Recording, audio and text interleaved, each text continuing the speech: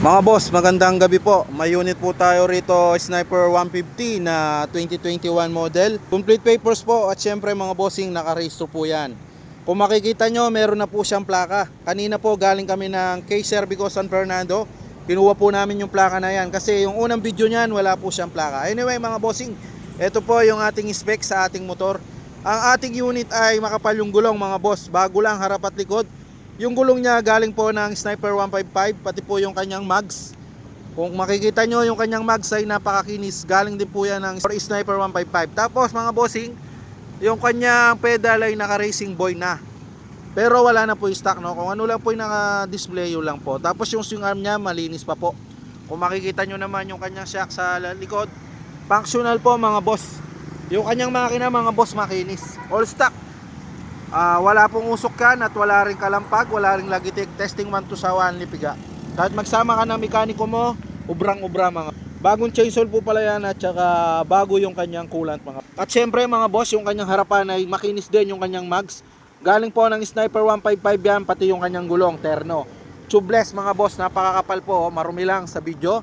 At syempre meron na po siyang engine cover at saka radiator cover. At dito naman po sa kanyang harapan ay makinis pa. Yung kanyang ilaw ay naka LED na. Tapos yung kanyang mga handlebar ay nakapalit na po siya mga boss. Ayan o, malambot po siya. Tapos yung kanyang bar end ay CNC. Papakita ko po sa inyo yung kanyang tinakbo mga boss.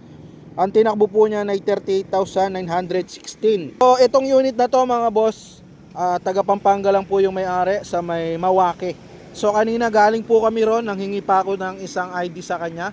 Bali 3 ID na po yung meron dito sa unit na to. At saka syempre tinanong ko rin kung saan makukuha itong plate number.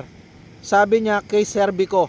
So pinuntahan po namin sa K Cervico. So hindi naman tayo nabigo. Andito na pala yung kanyang plate number. Bago lagayan, napakakinis. Rehistrado po yan no, hanggang February 2026. Inuulit ko po mga boss, 2018 model, complete papers, may kasamang plate number. Wala po yung issue.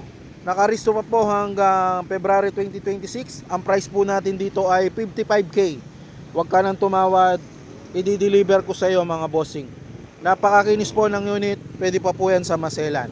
Kung makikita nyo yung unit dito mga boss, oh, ang ganda po ng pagkapintura, hindi pa rin po siya nagalaw. Ayan yung kanyang makina boss, oh. Walang kagalaw-galaw bossing. Ayan yung kanyang Racing Boy na pedal mga boss. Ayan yung gulong oh. Ayan yung kanyang pairings. Wala po itong gas-gas at wala ring basag. So paanda rin po natin oh mga boss. Isang push lang yan, walang edit-edit oh. Ayan, umandar na po. Naka-andar na po yan oh. Napakatahimik po, wala po siyang kalampag at wala ring lagitik. Ayan oh.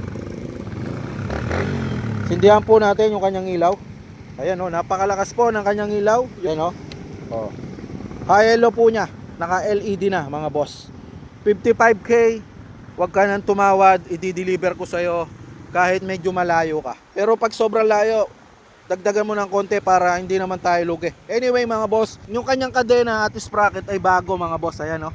Bagong-bago yan oh. Napakakapal pa rin po, stock size po siya. At syempre mga boss, wala po yung kausok-usok oh. Wala rin po yung lagitik. Kahit magsama ka ng 10 mekaniko dito, pwedeng-pwede. Napaka smooth po ang umandar nito. So hindi ka magsisisi sa 55k mo na ibibitaw dito dahil maayos po yung unit. Gagamit ka na lang talaga kasi nakarehistro na yan. Tapos bago yung gulong harap at likod, makinis yung mags, stock yung kanyang makina. Ayan o, napakaginis po ng mags oh. Galing ng Sniper 155. 55k only, 2018 model, complete papers. Nakarehistro hanggang February 2026. May kasama po siyang plate number.